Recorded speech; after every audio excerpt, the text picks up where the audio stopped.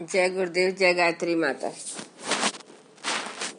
आगे गुरुदेव जी ने लिखा है कि सुखदेव गए जनक के पास। सुखदेव जी को व्यास जी ने ब्रह्म ज्ञान में प्रवीण बना दिया था, फिर भी उन्हें राजऋषि जनक के पास भेजा। उनका मत था, मैं जिन सूत्रों का प्रत्यक्षीकरण आरण्यकों के वातावरण में कर रहा हूँ, जनक उन्हीं के प्रत्यक्षीकरण सांसारिक उत्तरदायित्वों के बीच कर रहे हैं। उस पक्ष को समझे बिना सुखदेव के ज्ञान में वह समग्रता न आ सकेगी जो आनी चाहिए। इसलिए सुखदेव को यह कहकर जनक जी के पास भेजा कि जब वे आज्ञा दे तभी लौटना। भरत की औचित्य साधना। पिता दशरथ भरत को राज्य देने की घोषणा करके स्वर्गवासी हुए। भरत ने न्याय औचित्य की कसौटी पर उस सारे प्रकरण को कसा। सभी सभासदों और ऋषियों के बीच अपनी मनोभूमि रखी। सत्य पुरुषों के साथ परामर्श से ही निर्णय हुआ कि राम को लौटाने जाए। सब मिलकर चित्रकूट में राम के पास पहुंचे। वहां राम ने अपना मत भी सामने रखा। किसी ने किसी प्रकार का पूर्वाग्रह नहीं रखा, केवल औचित्य निर्वाह पर ही ध्यान केंद्रित रखा। वहां निर्णय बदल गया। भरत ने भी उसे स्वीकार किया। खड़ाऊ लेकर उनके सहारे 14 वर्ष अपना कर्तव्य पूरा किया और समय आने पर राम की अमानत राम को सौंप दी। किसी प्रकार का पूर्वाग्रह रखने वाले ऐसे उत्कृष्ट आदर्श की स्थापना नहीं कर सकते थे। कृष्ण भी रोए। एक बार एक ब्राह्मण, युधिष्ठिर तथा श्री कृष्ण जी तीनों बैठे चुपचाप आंसू बहा रहे थे। इतने में अर्जुन आ गए।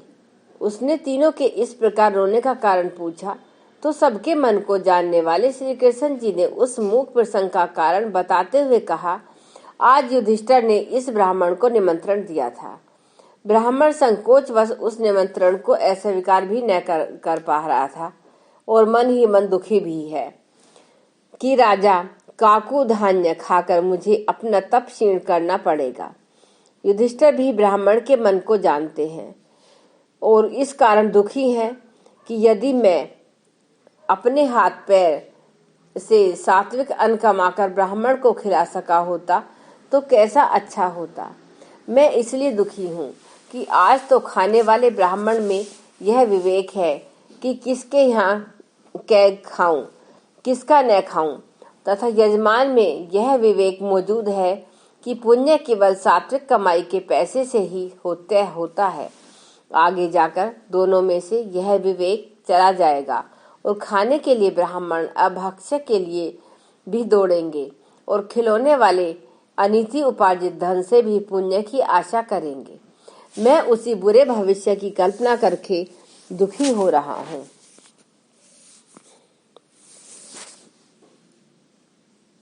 धर्म के मूल तत्व को बनाए रखने की ऐसी प्रबल इच्छा ही धर्म को विनिष्ट होने से बचाकर रख सकती है।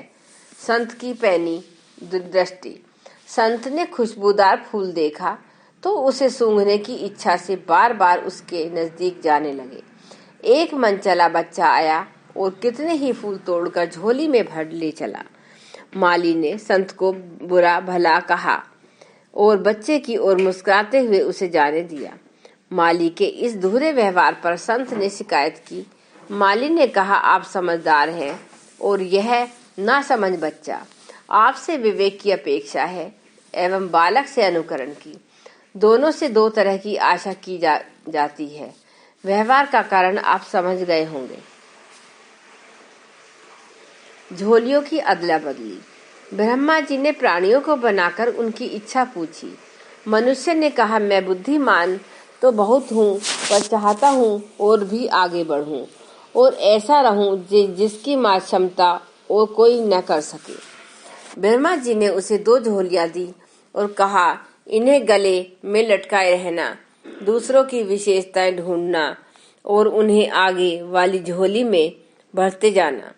अपनी विशेषताओं पर ध्यान न देना। उन्हें दृष्टि से ओझल पीछे की झोली में रखना। तुम्हारी बुद्धिमत्ता बढ़ती चली जाएगी। मनुष्य प्रसन्न हो गया पर झोलियों के आगे पीछे वाला निर्देश भूल गया। उसने आगे की पीछे, पीछे की आगे लटका ली। फलतः अपने गुणों को बखानता और दूसरों से कुछ भी न सीखता। वह बुद्धिमान तो रहा, पर मात्र अपनी दृष्टि में। दूसरों ने उसे मूर्ख ही ठहराया। यह गड़बड़ झोलियों की अदला बदली के कारण हो गई। जो विवेकवान यह क्रम ठीक कर लेता है, देवी वरदान का लाभ पाता है।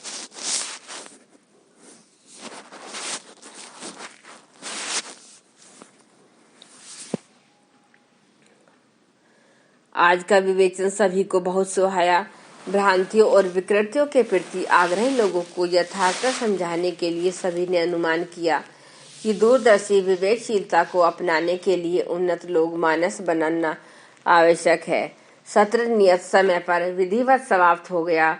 सभी लोग संप्रदायों की चाहरी दियाली में बटे छिपे रहे धर्म को जानकर अतीत प्रसन्न हुए।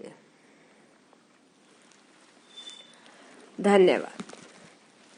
एक बार गायत्री मंत्र हमारे साथ साथ। ओम भूर्भुवः स्वः तत्सवितुर्वरेण्यं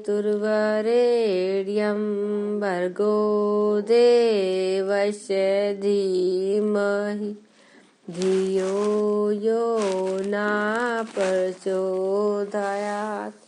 जय गुरुदेव, जय गायत्री।